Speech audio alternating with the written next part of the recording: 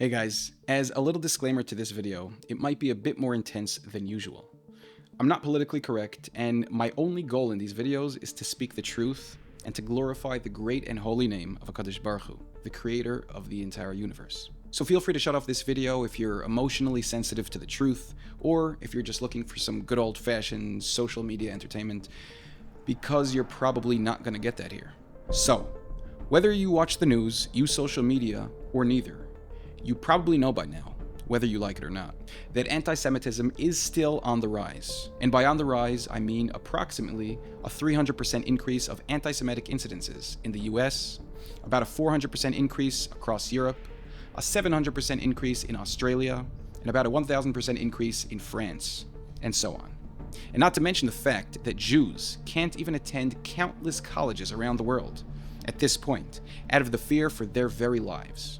Every time I look at social media or read any news, it's another piece of anti-Israel rhetoric, another attack on a Jew, another vandalized shul, and it only keeps getting worse. So what are we doing about all of this? I've been seeing a lot of meetings and events by Holiness of Eretz Yisroel, Chabad, the JDL, big rabbis and famous Jewish personalities, all trying to figure out how to solve this issue. Some give out flyers that read meaningful slogans such as "Never Again" or Am Yisrael Chai. Some people have Israeli flags and chant, "We stand with Israel." Some of the rabbis tell us that we need more tefillah, more concentration, more emunah, more bitachon. Now all of this is very cute and very patriotic, but who in the world are we kidding? Does anyone actually think in their right minds that this is going to solve any of our issues? Why in the world is nobody actually talking about what the Torah itself says, that the only way to end this suffering is for the Jewish people to return to Eretz Yisroel and to do tshuva? That's it. It's the only answer. It's completely and utterly mind-boggling that religious organizations, and more importantly, the rabbis, aren't yelling this from the rooftops.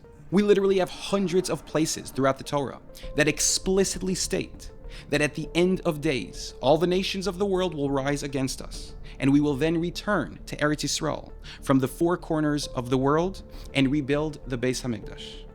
I really don't think that God could have wrote this any more clear.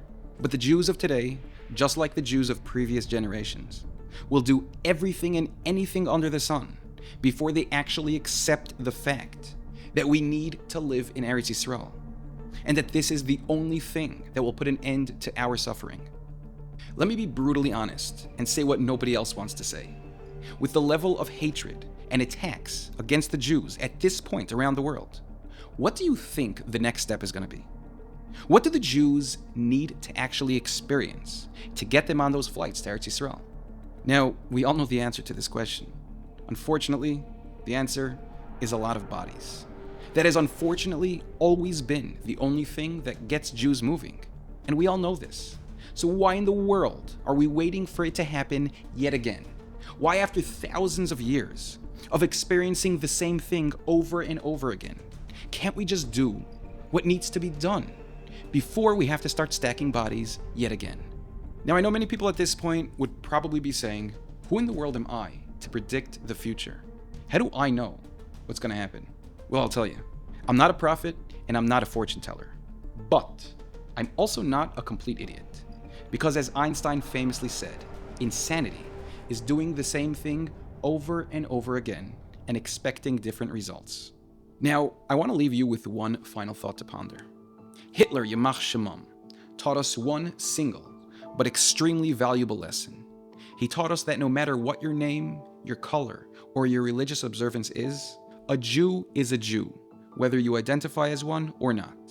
We are one nation, and he didn't discriminate between Hasidim, Litvish, Reform, Conservative, or even Christian Jews. If you were born to a Jewish mother, then you're a Jew, and that's all that mattered. So Hitler taught us Achdus. Now the evil Rishon of our generation are also teaching us a very powerful lesson. They claim that they're not anti-Semitic, but rather that they're anti-Israel, but their actions have proved otherwise. Now to us, this is the ultimate lesson, because being anti-Semitic and being anti-Israel is exactly the same thing. And we all know this to be true, because Klal Yisroel and Eretz Yisroel is one and the same thing, and it is intrinsically impossible to separate one from the other. The Torah was given to us so that we could perform the mitzvos in Eretz Yisroel. The Beis HaMikdash and Hashem's presence resides only in Eretz Yisroel.